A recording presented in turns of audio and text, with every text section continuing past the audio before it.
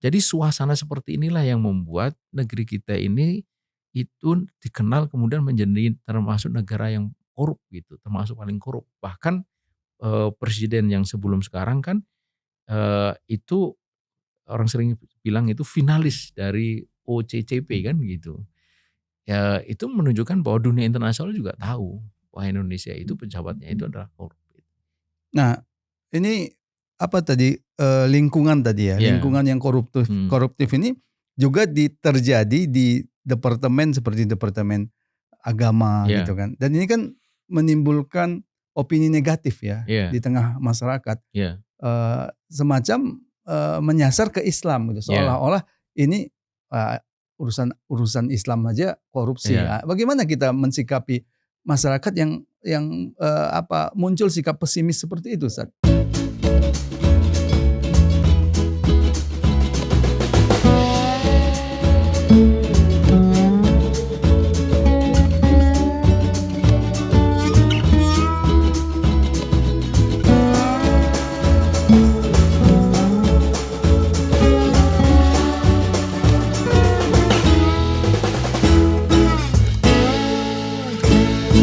Bismillahirrahmanirrahim. Assalamualaikum warahmatullahi wabarakatuh. Pemirsa yang dirahmati Allah Subhanahu wa taala, kembali kita bertemu dalam program Fokus to the Point. Kali ini kita akan membahas operasi tangkap tangan atau OTT KPK di Jakarta Utara. Kenapa korupsi terus terjadi?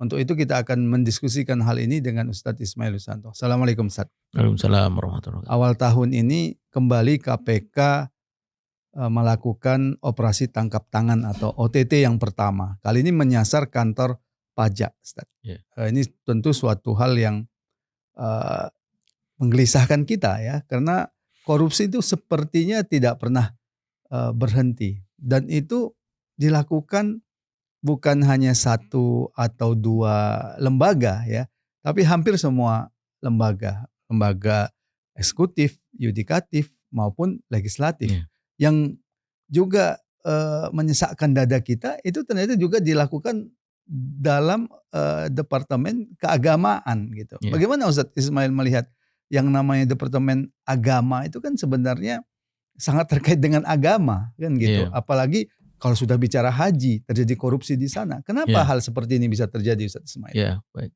Bismillahirrahmanirrahim. Assalamualaikum warahmatullahi wabarakatuh. Yang Waalaikumsalam. pertama dan utama saya kira adalah, eee, saat ini itu justru tercipta satu atmosfer yang koruptif. Nah Mmm, gitu. Jadi satu lingkungan yang koruptif. Jadi kenapa korupsi nggak habis itu karena memang justru lingkungan sekarang itu lingkungan yang koruptif. Sehingga orang yang korupsi itu dianggap biasa, yang tidak justru dianggap tidak biasa. Kenapa bisa terjadi lingkungan yang koruptif begitu? Pertama dan utama itu pasti ini tak bisa dilepaskan dari satu suasana permisif gitu. Permisif itu artinya keserbabolehan, ada pembiaran dan itu terjadi oleh karena eee, pu atasan atau pucuk pimpinannya melakukan hal itu. Maka ketika bawahannya melakukan dia biarkan gitu, atau, ketika bawahannya melihat atasannya melakukan dia tidak berani menegur. Kenapa bisa begitu? Karena atasannya lagi melakukan itu. jadi seperti korupsi berjamaah Korupsi istilahnya. berjamaah gitu. Ini kan yang terungkap, yang tidak terungkap itu orang percaya lebih banyak lagi. Karena publik juga tahu bahwa ada banyak kasus-kasus korupsi yang itu, ter ter apa, tersimpan atau tidak terungkap oleh karena dilindungi oleh kekuasaan. Buktinya apa ya? Buktinya ternyata kan penguasa pejabat-pejabat yang, eee, pejabat-pejabat itu baru terungkap korupsinya sekarang Mmm, gitu. Pertanyaannya kenapa kemarin tidak gitu, dan apakah kita percaya bahwa hanya dia? Publik itu, tahu bahwa sebenarnya bukan hanya dia, tapi ada banyak lagi yang lain. Jadi lingkungan yang koruptif pertama karena tidak ada teladan dari pemimpin. Teladannya justru teladan korupsi. Kemudian yang kedua, eee, tidak ada pengawasan itu dilakukan, tapi pengawasnya juga korupsi gitu. mmm. Seperti kita tahu, ketua KPK-nya kan juga terjerat korupsi kan gitu. Kemudian tidak adanya hukuman yang setimpal. Eee, ke Makin ke sini vonis terhadap tindak korupsi itu makin ringan. Hmm. Bahkan di undang-undang KPK yang baru yang merupakan hasil revisi, itu hukumannya dikurangi lagi dari semula kalau salah 8 menjadi 4, kalau nggak salah mungkin jadi 2 gitu. Jadi cenderung bukan bukan bertambah berat tapi bertambah ringan. Kemudian yang keempat adalah bahwa tidak ada mekanisme pembuktian terbalik gitu.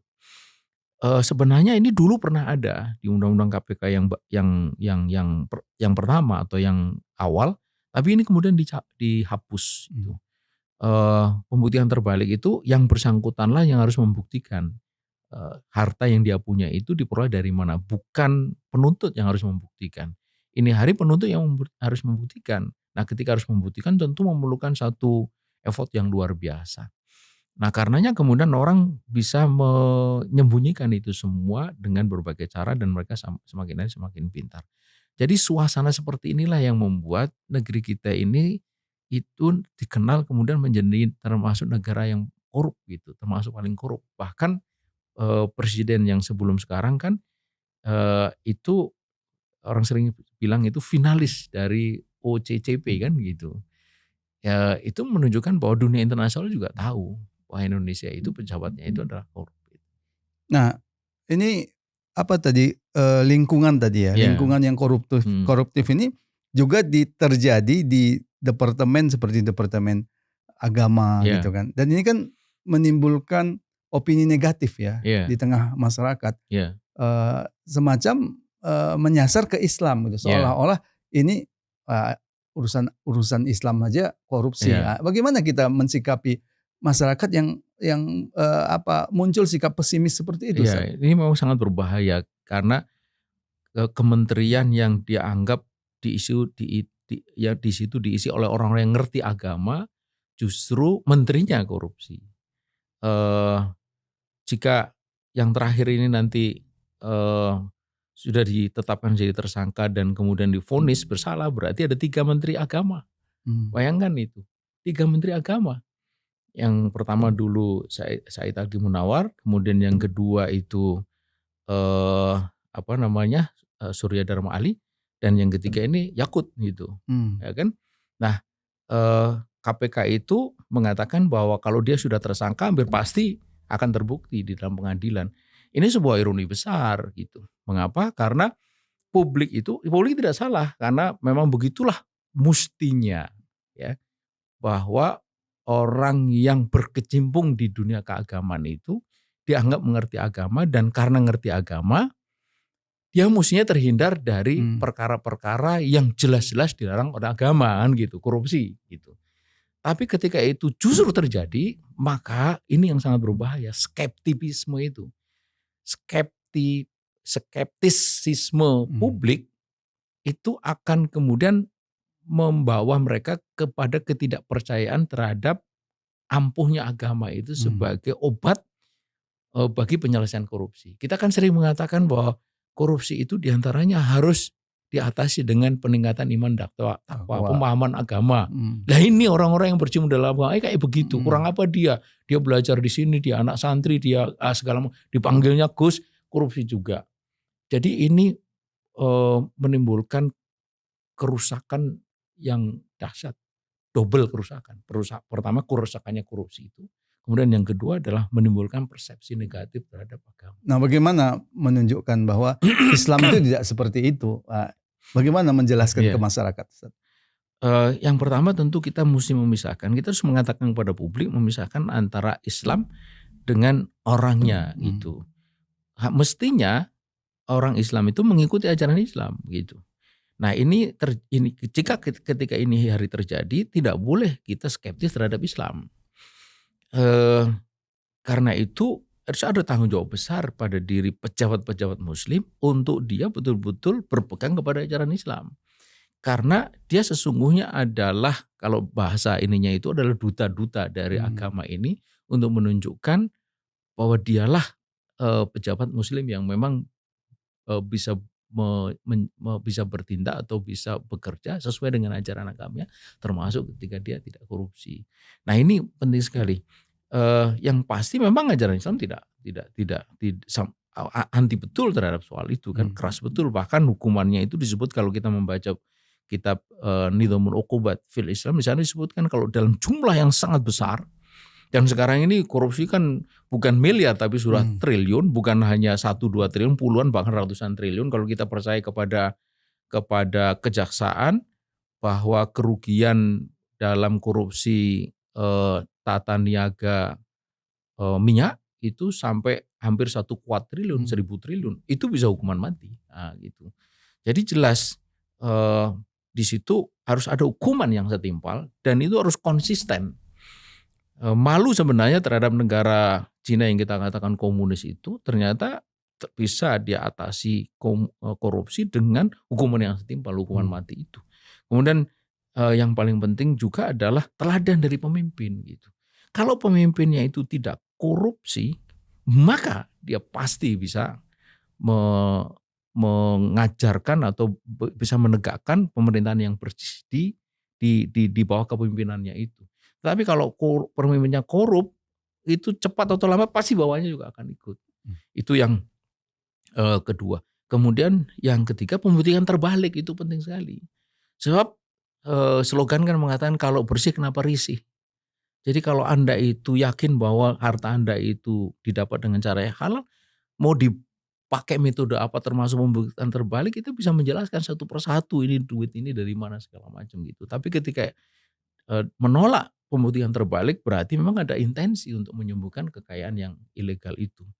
Dan yang terakhir tetap saja iman dan takwa itu menentukan, termasuk keyakinan terhadap kehidupan di akhirat itu. Kehidupan di akhirat itu, pengadilan di akhirat itu pengadilan yang hakiki, yang tak akan mungkin kita menghindar darinya.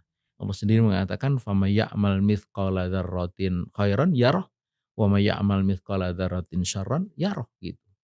Berbuat baik sekecil apapun terlihat, berbuat jahat sekecil apapun juga akan terlihat. Dan itu yang harus ditanamkan gitu. Kacamata akhirat. Nah, itu kalau dalam bahasa ininya. Kacamata akhirat itu yang membuat akhirnya orang itu akan merasa bahwa kehidupan di dunia itu adalah jembatan atau mazru'ah dalam istilah Imam Ghazali menuju kehidupan di akhirat. Karena itu pastikan bahwa kehidupan di dunia ini betul-betul bersih dalam arti bahwa dia itu bisa mengantarkan kepada tujuan hidup kita di akhirat yang hakiki. Ya, terima kasih Ustaz Ismail. Pemirsa, demikian tadi diskusi kita tentang maraknya korupsi, seolah tidak bisa diselesaikan. Ya, kuncinya tadi sudah disebutkan adalah keimanan dan ketakwaan pada Allah Subhanahu Wa Taala. Tentu penegakan hukum itu menjadi suatu hal yang sangat penting, termasuk pembuktian terbalik ya. Dan kalaupun itu terjadi pada sebutlah oknum-oknum yang ada di tengah-tengah umat Islam, itu jelas tidak mewakili Islam. Karena Islam adalah agama yang sangat menentang korupsi. Semoga bermanfaat. Assalamualaikum warahmatullahi wabarakatuh.